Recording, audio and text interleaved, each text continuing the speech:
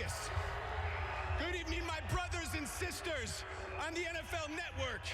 And good evening, Western New York. I find it perfect that the Bills are drafting in this city of luck, of chance, because you all know, and I know, the only thing in this world that can stop Josh Allen is the flip of a coin.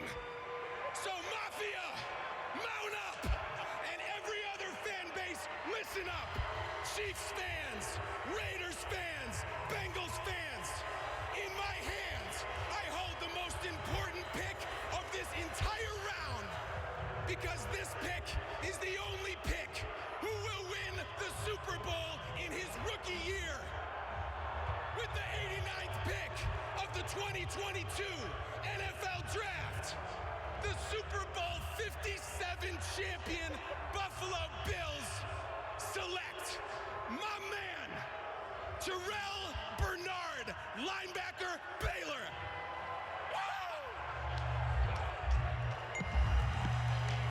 Nicely done. Nicely done.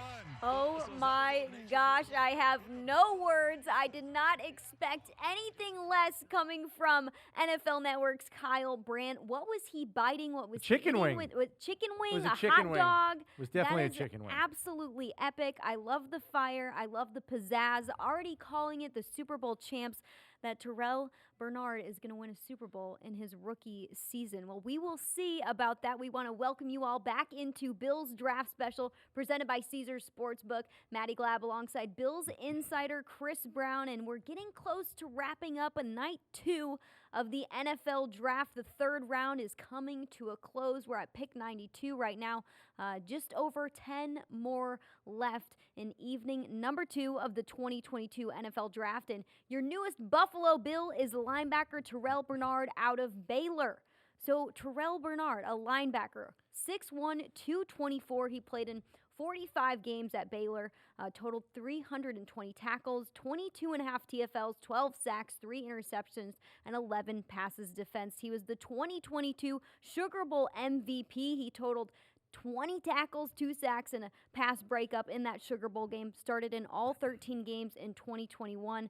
The scouts rave about his leadership and character. When you look up stuff on this guy, you see elite traits, resilient linebacker, and never quit attitude. So what are the Bills getting in this linebacker, Chris? You're getting a guy that knows how to read and diagnose the run game extremely well.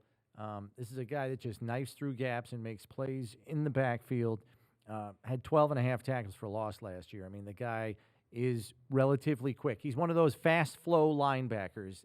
As long as he's not covered up, he's going to make plays for you. The problem here is he is a little bit undersized, small frame guy for even a linebacker position at the NFL level. Just 226 pounds, as you mentioned, and he doesn't have a big frame. So this is a guy that you're going to have to operate in space. You have to keep linemen from climbing to the second level to get to him, because if they do, he's going to be swallowed up. So you need this. It's a good thing that the Bills invested heavily in defensive tackles, and they have big, long defensive ends. If he gets in the lineup or has to fill in for somebody at the linebacker position, if he can play clean and flow to the football without anybody getting in his way, this is a kid that could make plays for you. I envision him as a primary special teams player as a rookie.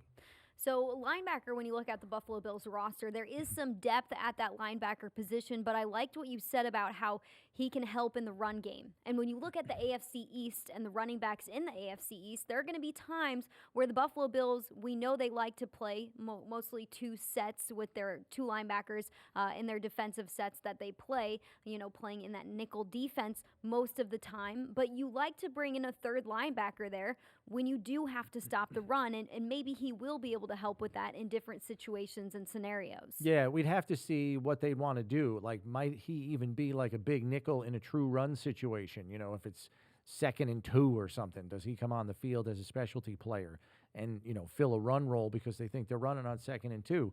I think he's got to play on the open side, though, and that's where Milano plays. So I don't see him getting on the field defensively as a rookie just because of who they have on this roster. I mean, he's not playing over Tremaine Edmonds or over Matt Milano in any way, shape, or form, and he'd be hard-pressed to even beat out somebody like Tyrell Dotson for a backup role. So I think special teams is how he makes this roster.